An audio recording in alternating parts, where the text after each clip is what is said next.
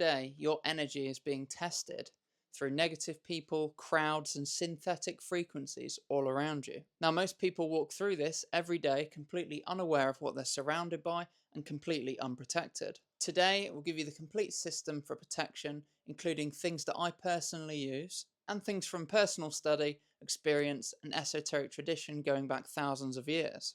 And by the end of this video, you'll know exactly how to build real spiritual protection. So let's get into it. In this class, we'll be covering 5 different things. Number 1 is your natural armor, the aura. Number 2 is ancestral and divine support. Number 3 will be talismans, sigils, and sacred tools. Number 4 will be crystals for protection. And number 5 will be centering and grounding. So section 1, the aura. Everything on this planet, everything has a bioelectric field surrounding it. And you may know this as the aura. Now, this is the body's first natural layer of armor, and most people have never been told how to use it correctly. So your aura does 2 things simultaneously. It 1, protects you, and 2, it helps broadcast certain frequencies out of you. So whatever is happening within your emotional state is broadcast out of your aura. And some people that can naturally see auras and read people's auras will be able to tell your mental and your emotional state just from the colours that are emitted by your aura. They can tell if somebody is off energetically, if someone is depleted, and if something is attached to someone that shouldn't be there. So your aura is not just a spiritual concept, it is a real energetic field.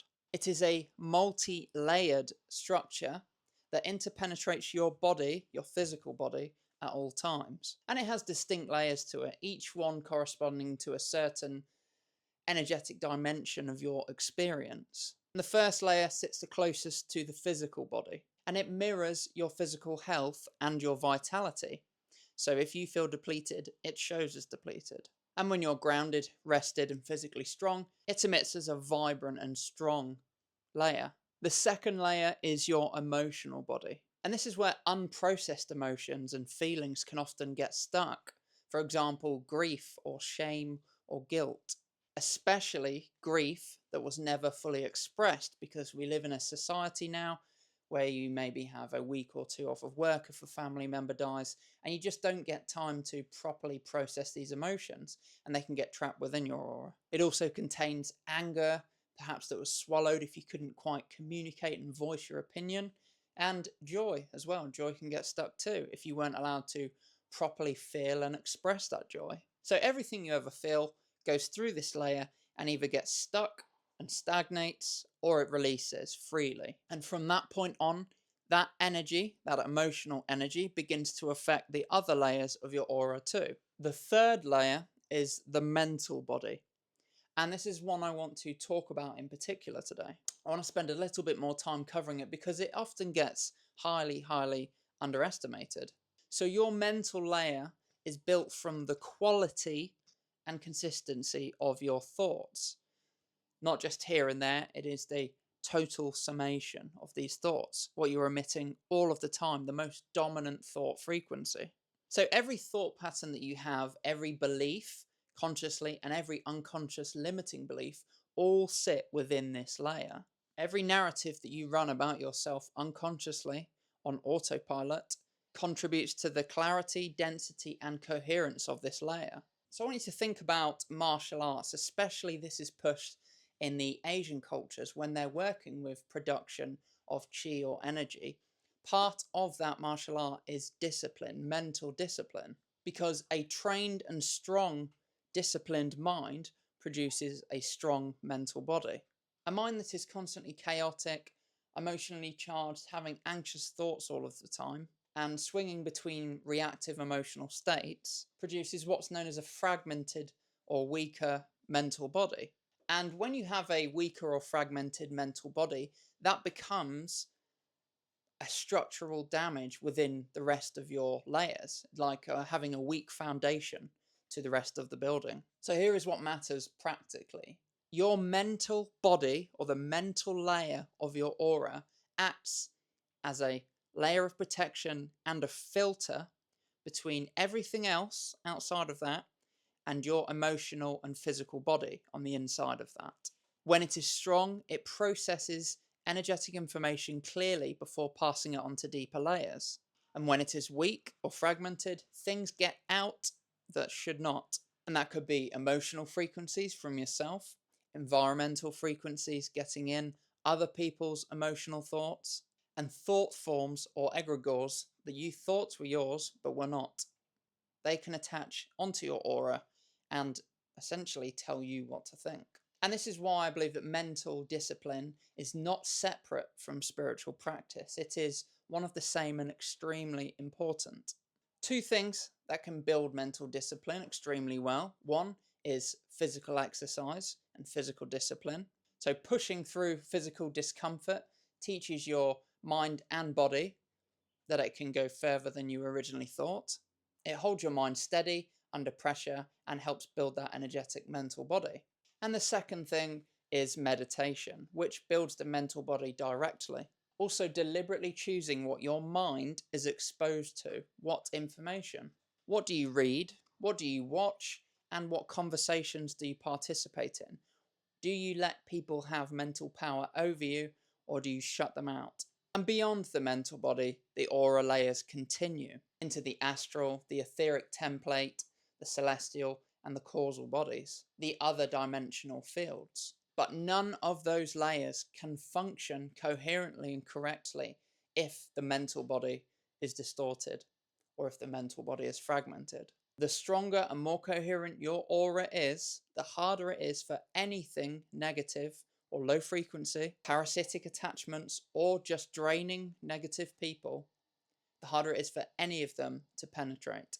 A weak or damaged aura is an open door. So let's learn to build and reinforce and strengthen your aura through the rest of this video. Now, the astral and divine connection. Now, the first practice that I want you to build into your daily routine, or at least as many times a week as you can, is a connection with your ancestors or whatever divine source that you pray to. Your ancestors are your first line of defense, energetically speaking. They are connected to you through blood, which is also spirit. And when you actively acknowledge them, which could be a full ritual or something as simple as sitting and thinking about them, having gratitude, compassion, or talking to them, when you actively do things like that, it strengthens your energetic body. It builds a separate layer outside of your aura with them around you and makes it even harder for anything to penetrate that should not be there. And this isn't some sort of worship, this is a relationship between you that you're forming. The same way you would want support from people who love you in the physical world, this is just support from people that have already crossed over in your lineage and in many traditions still actively have presence within your current physical life. And once you have built up a good relationship with your ancestors, I want you to pair this with working with a divine being, be that source or the divine spark within you or God. But before anything external, I want you to remember that the most powerful protective state is simply to remember who you actually are. A sovereign soul or piece of the same consciousness that created everything. And when you operate from that knowing, that place of consciousness, that also acts as a layer of protection. So how do you build a connection with source? Well, first realize that it isn't sitting up in the heavens. We as humans seem to externalize and pedestalize everything and put this source as an unattainable, unreachable source well above us that we can never get to. But that very same source is inside all of us, inside. And that source energy is always inside us. And this can be imagined in various ways. Some people like it as a white light or a flame. But I think one easy way to imagine it is like water. Water constantly flowing towards you. So there is a constant river of source energy flowing to you, but sometimes there are blockages or obstructions in the river. And that can be daily stresses, travel, taxes and bills and all these horrible things that take your mental energy and your mind away from that connection. And it's still always there. You just have to dissolve and remove these blockages. So I find a good way is to sit, especially if you can sit somewhere in nature, this often helps, but to sit and close your eyes and try your best to empty all of your thoughts. Become completely still and clear your mind. And imagine the water flowing towards you, or source energy, however you want to imagine it. And as it comes towards you, if a blockage comes up and another thought, I want you to imagine that water, highly pressurized, working on that obstruction, slowly dissolving it away, because it keeps flowing and flowing. That source energy is constantly flowing until it becomes too much for the obstruction and the obstruction dissolves. And that might happen multiple times, but each time a new thought comes up, I want you to simply imagine the energy growing and dissolving those obstructions until there is nothing left between you and that source energy. Now, connecting to source doesn't require a specific religion or a belief system or a place of worship. It simply requires a change in perception. You are not separate from source, observing at a distance. You are an expression of that same source. The same consciousness that runs through everything around us, in this room, through me, through you. Everything runs through source as well. And the access point to this source energy, the real true access point, is the present moment. And I know this can be extremely difficult. From my own personal experience, it can be a true struggle to be truly fully present at times, but it is something that you build up through meditation, be that closed eye or open eye, however you'd like to meditate.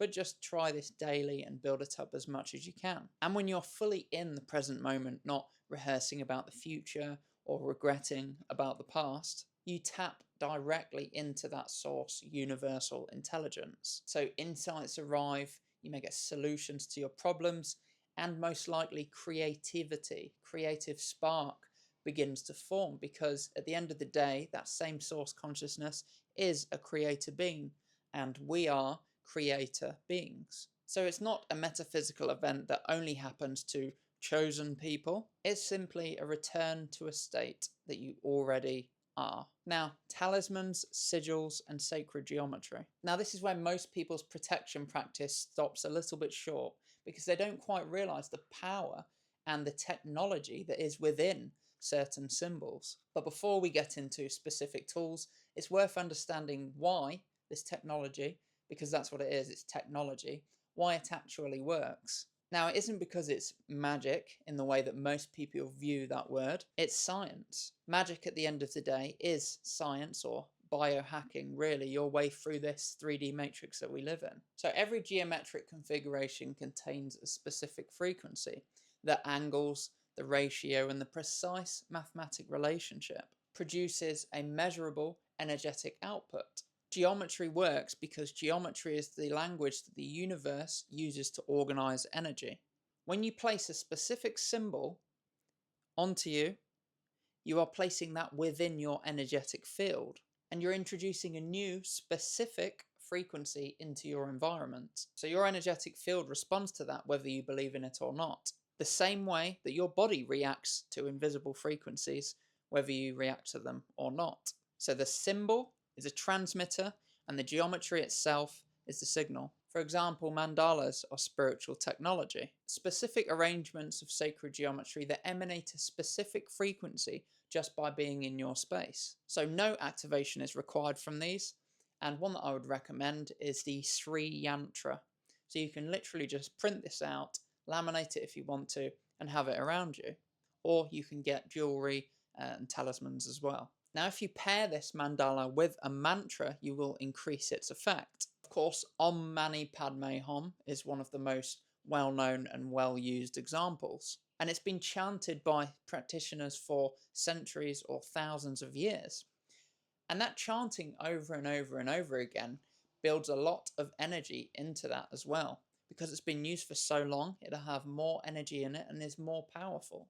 So you can print a small version and keep it in your pocket or in your wallet, or you can print a larger version and keep it on the wall in your bedroom. The combination of sound and sacred geometry carries a real energetic weight and protection behind it. Another tool is the 72-letter name of God, a specific arrangement of Hebrew letters that is known to emanate specific divine and pure energy. Now, you don't need to understand the language for it to work as a talisman. The structure itself is the protection. And beyond mandalas, this is where personal talismans come in. Now, examples are the Helm of Or, which is an 8-pointed star. Also pentagrams or pentacles, and any sacred geometry that resonates with you, really. Or further to that, pieces of jewelry that have been deliberately enchanted with intention. Wearing these means that your aura is emitting that constantly within the field, and negative entities will read this aura the same way that a predator would look at prey,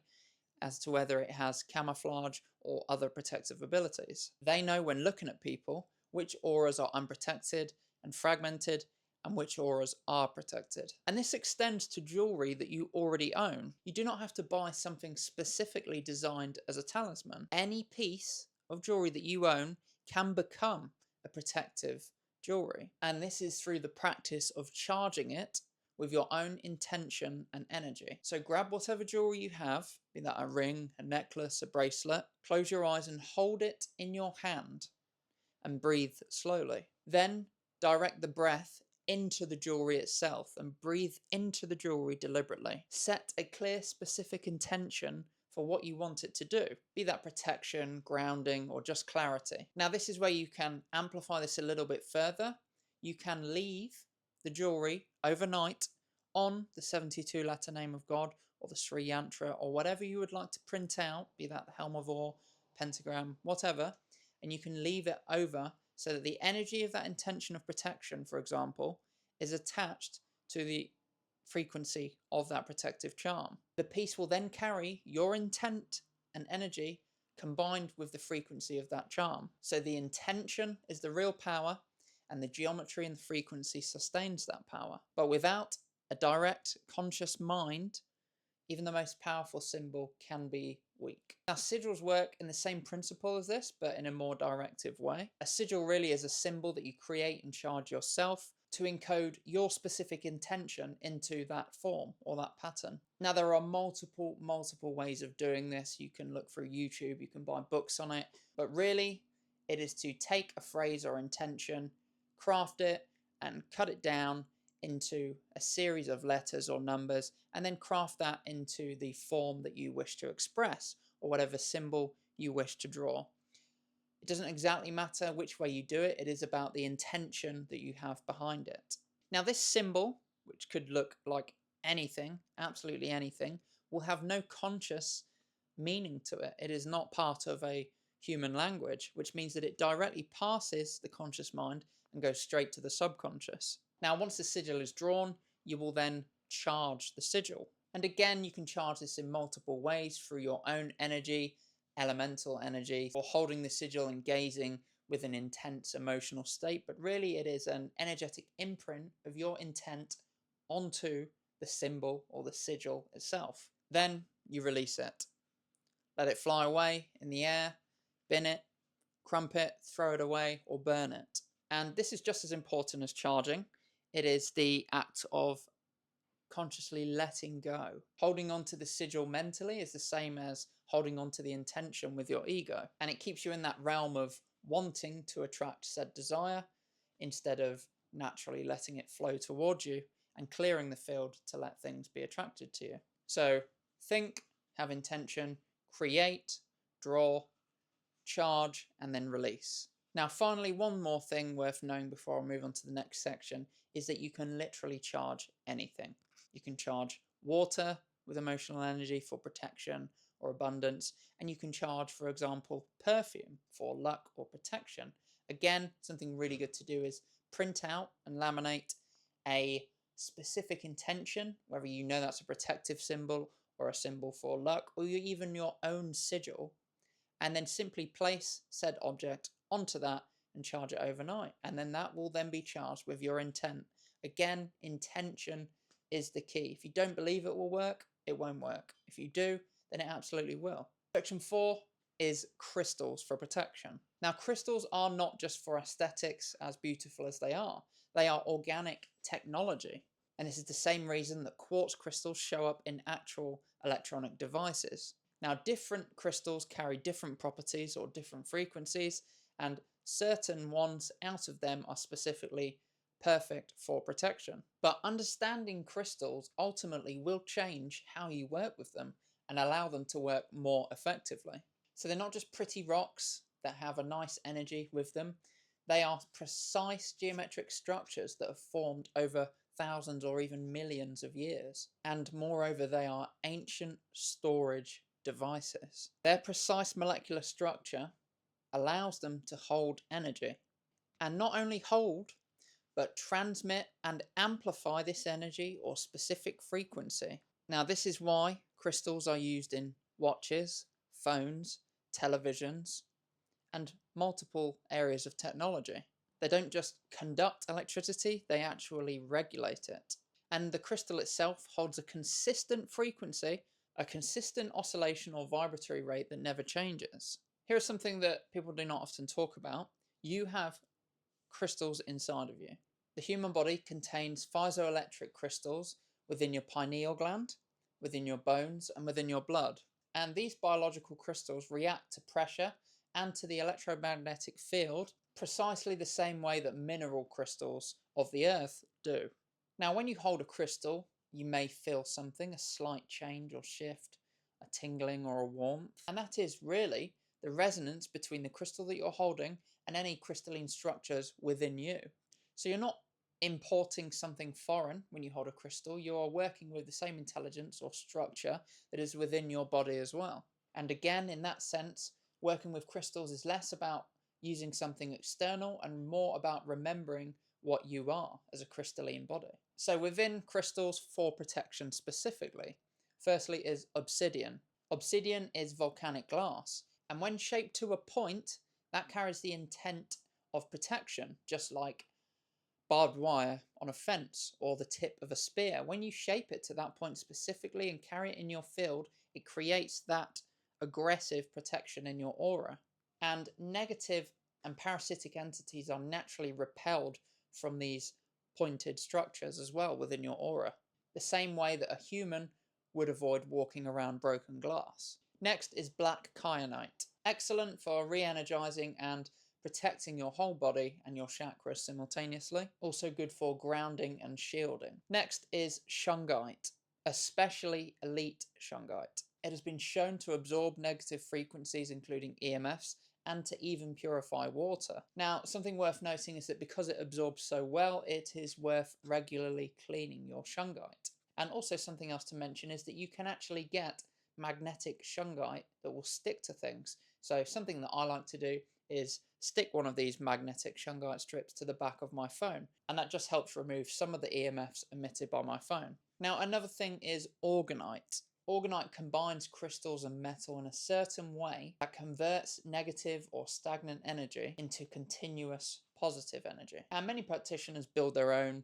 layering different composite materials and usually using some sort of pyramid structure with specific angles, depending on the specific intention or protection that they want to provide with it. And none of these tools work as a replacement for the whole system that we're putting together here. They work as reinforcement alongside the aura that you are currently strengthening. Section 5, the foundation under everything, as centering and grounding. Now, everything that we've just covered throughout this video works much better once the foundation is in place. Centering is gathering your energy into a central point so that you can learn to direct it through your body into a specific area. And grounding, also known as earthing, is connecting to the Earth's natural energy so that you're never depleted of charge. So when do you actually do centering and grounding? And my answer would be all the time, as much as possible, and before any spiritual practice, be that doing your sigil, be that charging a talisman or a crystal, or be that simply meditating. Now, if your energy is scattered, again, going back to the water obstructions, if it's being pulled in one direction, thinking, because thoughts do emit energy, so those thoughts emitting energy on taxes or bills or anxious scenarios, then that scattered energy is going to be less powerful. It's basically leaking out or being siphoned from different areas. So once you remove those blockages, pull your energy towards you and center your energy, it means you can specifically, consciously direct the energy into one thing. And instead of having leakages all over your body whilst you charge a sigil, for example, you will have 100% full power to charge into that sigil.